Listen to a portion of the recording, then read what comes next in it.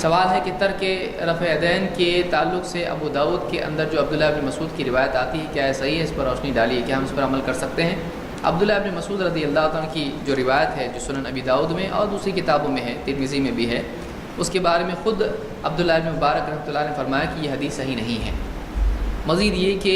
عبداللہ ابن مسعود رضی اللہ عنہ کی جو روایت ہے اس میں ہے کہ آؤ کیا میں تمہیں اللہ کے نبی صلی اللہ علیہ وسلم کی نماز نہ بتاؤں، اور انہوں نے پہلی مرتبہ رفع الیدین کیا۔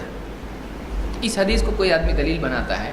تو عبداللہ ابن مسعود رضی اللہ تعالیٰ عنہ نے اس روایت میں یہ نہیں کہا کہ رفع الیدین منسوخ ہو گیا، اس روایت میں انہوں نے یہ نہیں کہا کہ رفع الیدین کرنا غلط ہے، انہوں نے بس یہ کہا کہ میں تم کو نبی کی نماز بتاؤں اور بغیر رفع الیدین کے کی۔ یہ حدیث پہلے تو سند کے اعتبار سے بھی صحیح نہیں، اس میں عاصم بن کلیب ہے جو منفرد ہوں تو حجت نہیں ہوتے۔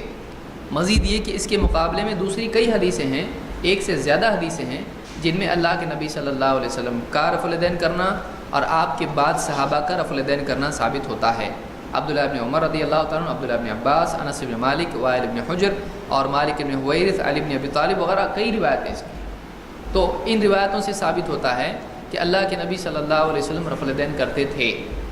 اور آپ کے بعد صحابہ نے کیا۔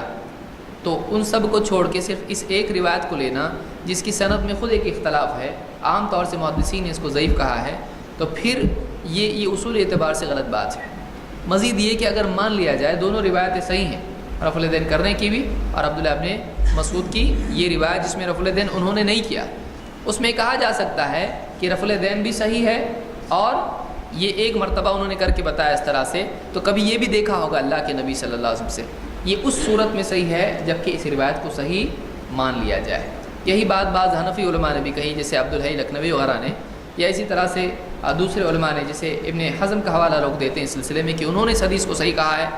تو ابن حزم کا خود کہنا یہ ہے کہ ایک مرتبہ چھوڑا بھی ہوگا اللہ کے نبی صلی اللہ علیہ وسلم نے تاکہ یہ معلوم ہو کہ فرض نہیں ہے، تو اس سے منسوخ کرنا رفع الیدین کو کسی طرح سے ثابت نہیں ہوتا ہے۔ مزید یہ کہ عبداللہ ابن مسعود رضی اللہ تعالیٰ عنہ رکوع میں تطبیق کرتے تھے، رانوں کے بیچ میں ہاتھ ڈالتے تھے، گھٹنوں پہ ہاتھ نہیں رکھتے تھے۔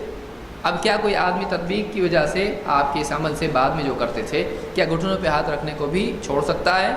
جب اس کو نہیں چھوڑ سکتا ہے تو رفع الیدین کو کیوں چھوڑتا ہے؟ بہرحال عبداللہ ابن مسعود رضی اللہ تعالیٰ عنہ کے علاوہ صحابہ سے رفع الیدین ثابت ہے اور نبی صلی اللہ علیہ وسلم سے ثابت ہے۔ اللہ نے فرمایا لا تقدموا بین یدی اللہ ورسولہ واتقوا اللہ، اللہ اور اس کے رسول سے آگے مت بڑھو، اللہ سے ڈرو، اللہ سے ڈرو۔ تو رسول کے آگے ہم کسی کو نہیں رکھتے ہیں۔ عبداللہ ابن مسعود رضی اللہ عنہ کی شخصیت سر آنکھوں پر، ان کا احترام اپنی جگہ باقی ہے، لیکن ان کی یہ بات اگر ثابت بھی ہو، پہلے تو ثابت نہیں ہے، ثابت بھی ہو تو نبی کے مقابلے میں ان کی اس بات کو ترجیح نہیں دی جا سکتی ہے، جیسے تطبیق کو ترجیح نہیں دے سکتے ہیں۔